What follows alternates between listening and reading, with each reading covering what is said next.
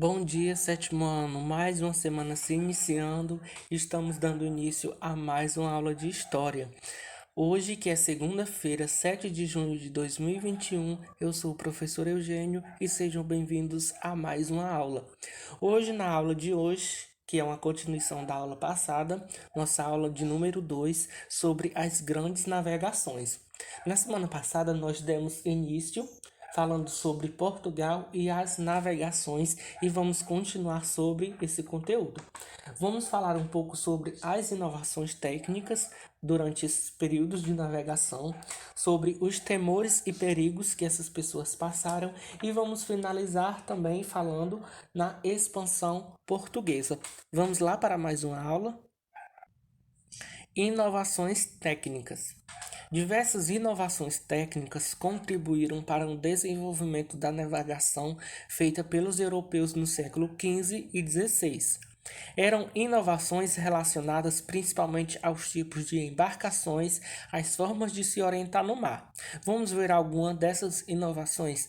A primeira nós temos as caravelas portuguesas, depois nós temos a cartografia, por terceiro nós temos a bússola e por fim nós temos o astrolábio, que foi as inovações que eles criaram para facilitar nessas navegações.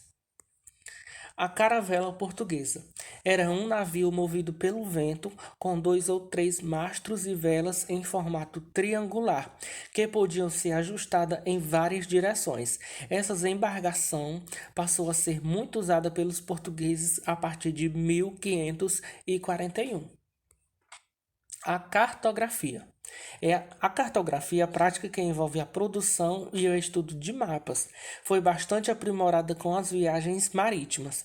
A partir do século XV, os cartógrafos europeus fizeram os primeiros registros das terras onde os navegadores chegavam, ou seja, chegavam em alguma terra e iam fazendo os registros sobre aquele lugar. Esses mapas eram guardados em segredos pelos navegadores e seus patrocinadores, mas navegadores a serviços de um estado às vezes passavam a trabalhar para outro e assim as informações circulavam. A bússola. Esse instrumento de orientação tornou-se um equipamento essencial dos pilotos nas longas navegações marítimas. Sua invenção é atribuída aos antigos chineses, mas foram os árabes que levaram para a Europa. E por fim, o astrolábio. É um instrumento de orientação que permite conhecer a localização de um navio pela posição dos astros. Os astros que são Sol, a Lua, as estrelas e os planetas. Esse instrumento foi inventado na Grécia Antiga e divulgado na Europa Ocidental pelos árabes, que dominaram a Península Ibérica. Ou seja, através do astrolábio, eles podiam se localizar-se através desses astros. Temores e perigos. As grandes navegações despertavam um fascínio e a desconfiança da população. Por isso, não era tão fácil encontrar pessoas dispostas a trabalhar em uma viagem pelo Oceano Atlântico, conhecido como o Mar Tenebroso. Havia o temor de que o mar fosse habitado por monstros marinhos, sereias e homens-peixes. Existiam também perigos reais, como tempestade com ventos fortes e as ondas imensas, que poderiam danificar os navios ou fazê-los naufragar. Ou seja, as pessoas temiam trabalhar nos navios e até mesmo viajar por conta desses perigos. Além disso, o cotidiano nos navios era bastante difícil. A tripulação alimentava-se de comida embarcada no porto onde a viagem começava. Quase não havia-se verduras e legumes frescos, e isso causava uma doença bastante comum na época, chamada escorbuto. A comida disponível era carne seca, farinha, cereais e biscoitos. Era vigiada e controlada pelo capitão do navio e pelos despenseiros, homem que cuidava do depósito de mantimentos. Devido à higiene precária, ratos e baratas circulavam pelos navios, disputando os alimentos com os marinheiros. Apesar da comida ser poucas e eles racionar essa comida, eles ainda tinham que dividir com a quantidade de ratos que também habitavam no navio. Expansão portuguesa.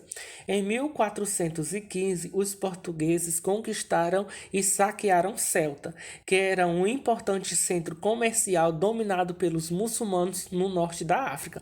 Essa conquista é considerada o início da expansão marítima portuguesa. Prosseguindo com a expansão, os navegadores portugueses tiveram de superar várias dificuldades para alcançar o Oriente, contornando a África. Entre elas, destacamos a travessia do Cabo Bojador, região onde muitas embarcações desapareciam, e do Cabo das Tormentas, que foi rebatizado pelo rei João II de Cabo da Boa Esperança por ter aberto possibilidade de se chegar às Índias. Durante esse processo, os portugueses criaram feitorias para o comércio de ouro, sal, ferro, marfim, tecidos, escravos e entre outros. O comércio de produtos e de seres humanos, sim, gente, vocês ouviram direito. Os seres humanos também eram comercializados. Enriqueceu a burguesia e a coroa portuguesa, financiando a continuidade da expansão. Em 1498, uma frota portuguesa liderada por Vasco da Gama atingiu a cidade de Calicut, na atual Índia. Essa viagem foi muito comemorada pelos portugueses. Em seu retorno a Lisboa, Vasco da Gama levou um carregamento que valia 60 vezes maior do que o custo daquela expedição. Assim, realizava-se um grande objetivo: encontrar um novo caminho para o Oriente e romper com o monopólio comercial dos genoveses e venezianos. Bom, gente, esse foi o nosso conteúdo de hoje. Espero que vocês tenham entendido alguma coisa. Agora vamos para o WhatsApp fazer nossa atividade do dia.